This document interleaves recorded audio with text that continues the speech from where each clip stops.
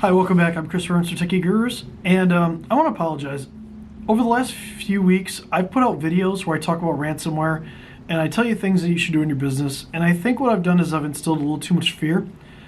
The reality is cybersecurity can be fearful. Cyber attacks are fear-inducing.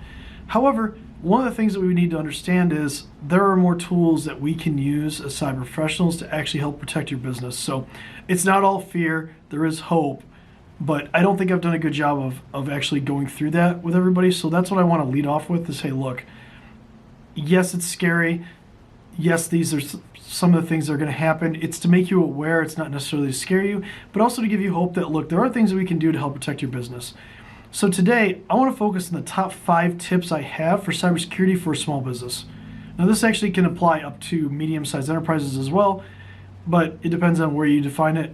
You know, if the SBA defines it as less than 500 users, that's a pretty big company base. So, number 1, don't underestimate your company's value to a hacker, to a hacking group, to a nation state.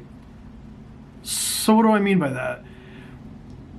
What you have access to, your data, your intellectual property, maybe your customer base, that's valuable. So that's the stuff you have to think about. Don't just say, I'm a small business, I'm never going to attack, I don't have anything anybody wants. You have something somebody wants. Just realize that, try to identify that in your business, and that's what you're trying to protect. Not just your business, but also access to your customers, access to their information, even, things like that.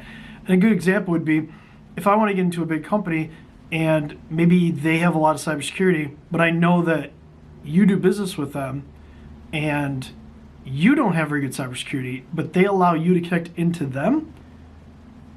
Well, I'm going to try to get into your business first because then I can just bounce into them. So that's how that kind of works. That's the workflow.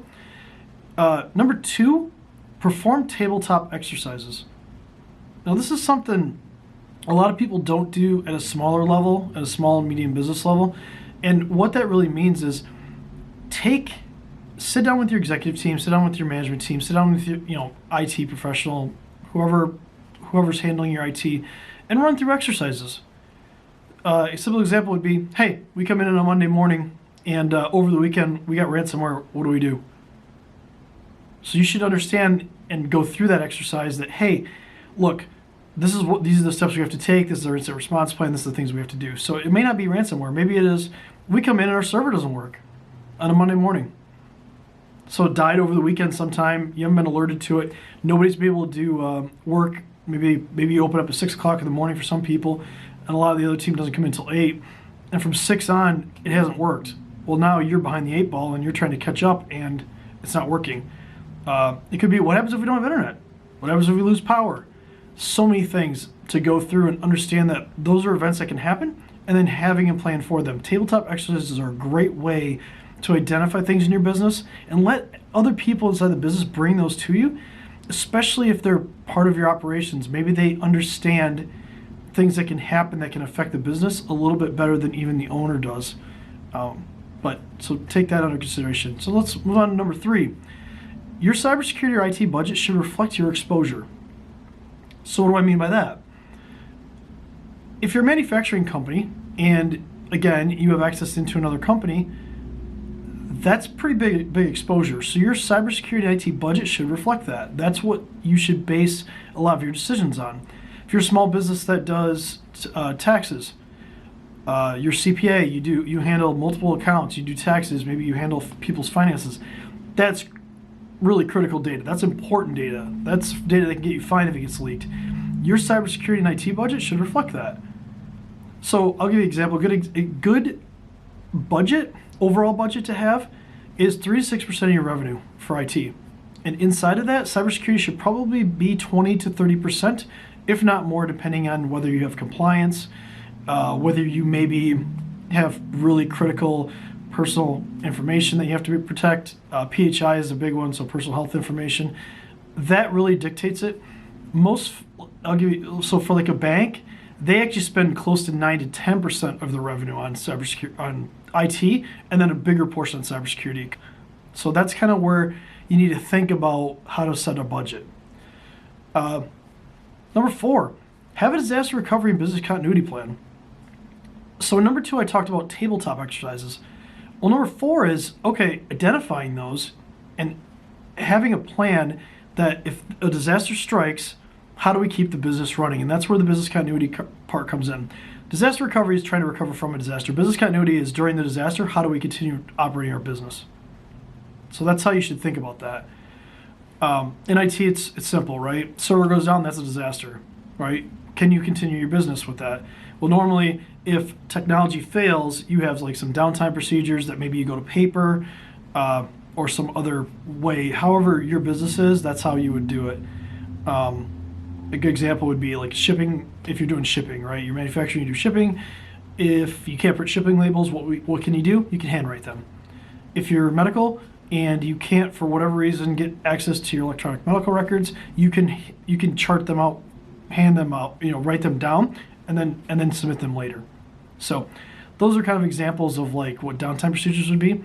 And then third, invest in third-party assessments. It's great that you want to try to do it alone. As a small business ourselves, we've done that in the past too. But you have to understand at some point you need help. You need third parties that are experts to help you. You're probably not going to do your own law, legal. You're probably not going to do, if you're an accountant, yes, you'll do your own taxes and things like that. But you probably won't do your own taxes. You're probably going to get a professional. You're going to hire a CPA. You're going to hire a tax firm to do that. If you're going to go to if you get hurt or something like that, you're going to go to a doctor. You're not going to try to self-diagnose. We all do a little bit, right, at Google, but that's stuff that you have to think about. You want to go to a professional and have them do that.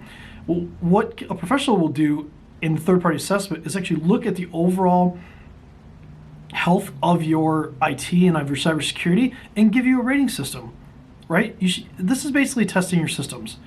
Like, we have a really cool way that we can test your systems, kind of show you like high level, like, hey, if a hacker did this, got in and had somebody run this, we can give you that result and kind of show you like where you stack. And then you need to be doing that on a routine basis. So depending on who you are, it could be an annual, right? Depending on your business. Now, if you're compliance driven, if you're more serious about security, then it could be quarterly or it could be monthly. I wouldn't do more than annual, and I wouldn't do less than monthly. Like, testing more than like monthly is kind of it's just kind of a waste of money, in my opinion, just because patches come out, vulnerabilities happen, but really testing more than once a month is kind of overkill. So think about that from your business. Those are the top 5 things I have right now for cybersecurity. There's more. We could dive into it deeper. I can go more into like tabletop exercises. We could go more into the budgeting about what that takes, and like this is just rough estimates for what you should spend. Still you have to look at your business and see, can I afford that, and what can I do to take care of that. So I'm Chris Burns from Techie Gurus. Thank you for listening. Hope you have a good week. And again, if you have any comments, if you want to see something specific, if you have questions, ask down below. Hit us up on social media. We're here to help, and I'll see you again next week.